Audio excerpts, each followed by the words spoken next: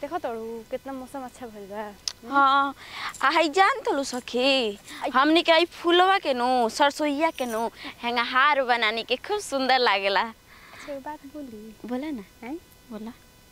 आज हमारा भरवा होता भेंट कर। सच में तो जान तो हमारी वाला भरवा होता नहीं मिली सही में सच में तो बड़ा खुश लगता है। तो लड़का बात बा तो हम खुश बनी तू खुश वाले काम कर जाओ ऐसा कोई जगह है नहीं खिलाओ तो काम करो ना सरसोईया में ढुक जा लेके अपने ला भरवा के ढूकेगा नहीं यही में बुलावा था नहीं चलो तो हर लफर कहाँ होता हम सरसोईया में घुस जाता नहीं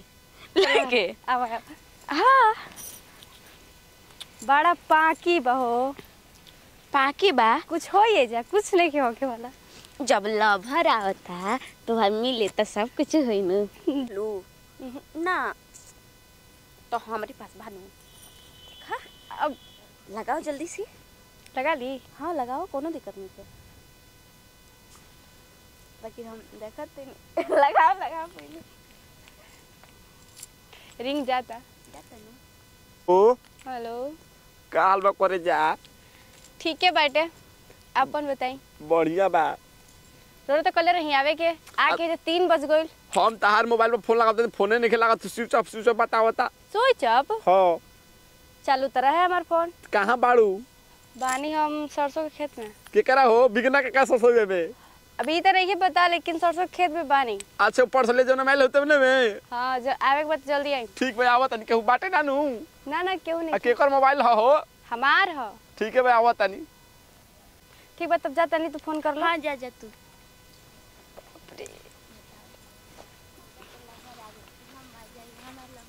हां ई आगिल का हाल रे अरे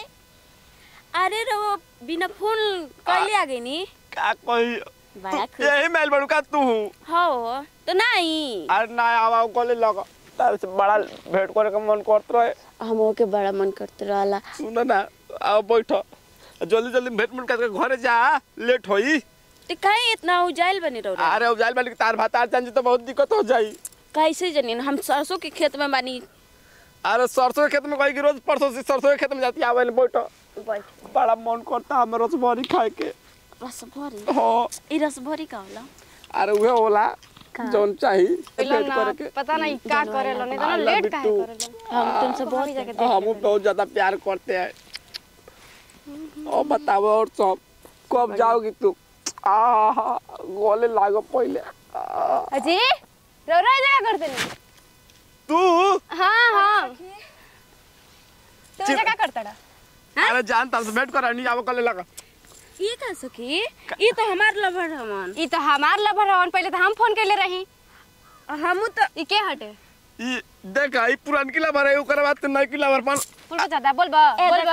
हमरे लभर के मत मारा ठीक बा देखा तारे से पहले हमार हटे ठीक बा ज्यादा मत बोलो। ई कगो पटेल बनी जी रौरा कागा पटेले बानी अब का करी हम का जनी सखी बढ़ जा अच्छा तो हमरो से चक्कर इनकरो से चक्कर तो हर चक्कर बा तहरो से हमरो चक्कर बा अपन भतारो से चक्कर बा त हमार दुगो चक्कर हो गेल त का हो गइल देखा ज्यादा मत बोलो ठीक बाटे ना ख जब तू दुगो इंजन के लोड सह सकता रू तो हम दुगो इंजन ना घिस सकता नी हां ई बात बा हाँ। तो घीचेंगे हमार जरूरत नहीं रारो हमरे संगे खेला खेलता नहीं ठीक बा नु खेला नहीं खेलत अगर जहां भड़कलू जा हमारे से तो जाके तो हम लोग मार से भड़की दो लभर लेके चले जाके तो हम लोग मार से वीडियो फोटो दिखा दे जा हां ता दिखा दी हां जा तारो मेरा सामने कह दोल जी अरे बाल बहंगा बानी ऐसे तो पटावत नहीं बिया हल कि रिक्स ना होई ये भगवान देखो कैसन मरद सब फसगनी हमनी के हस ना करी सुनो त दुनो जानी चल हड़ा दुनो जानी के खुश रख ना तार जाके मारता से कहब नु हां जा जा कह दा जा डर ना क्या हो ना डर नहीं खे छोड़ा हो इनके से तलाक हो गला तू ही गले लगा काहे के हम रह दे हमू ना छटे प्रोग्राम में ना सब तार गोतिनिया के पटा ले बड़की के जान बेटा मतलब इहे कहले रही तो हम फसले ना आती जानता रू तार से भेंट करे तो इहे कौन की मार मार के हमरा फंसा ले रहे का कहनी है तू तो काम ना हकबा कहनी कि तू इहे फसले बे तोरा के हमरा तोरा सकल में देखा हम तो हम लोग चक्कर में नहीं पड़ल हम दोसर माल पटा जाता नहीं अब जिंदगी बर्बाद करके जा तड़ा माल पटावे तो का करी का करे हां आइल बड़े आनंद भौ गया अब लगल तो झगड़ा माथा पे करे तब भेगे के बता आनंद दूरा दी भगल संग ही देखा हां अब बहुत हो गई ठीक बटे ना हम ना कुछ काम बतिया ले अपने से का बतिया ली जा हम छोड़ा नहीं अब जाता नहीं हम घरे हां बोला तो बात बोली हां बोला पैसा वाला बा ठीक बा एकरा के पटा के बहुत पट के रखी जा ना तो फिर हाथ से निकल जी ना तो फिर चढ़त रहे छी जाई हो ना ना नहीं नहीं खुश बाटे तू जानी एकदम बढ़िया बैठा रस भोग तो आओ गले लगा था पहले तो सुनी एगो नियम लगा ली अब हां नियम लेके लगावे के दूर जान बैठ के 5 मिनट इनका के 5 मिनट तहरा के समय दे ना तो तू भरे रे हां ना तू भरे रे में तू शाम कही आओ गले लगा पहले ना ना गले नहीं लागे के रहे दी हो गई चला हसा के चलल जा बानर बना के चल गेली सरा दादा साला रे बताओ आज शाम के सुबह बाटे नु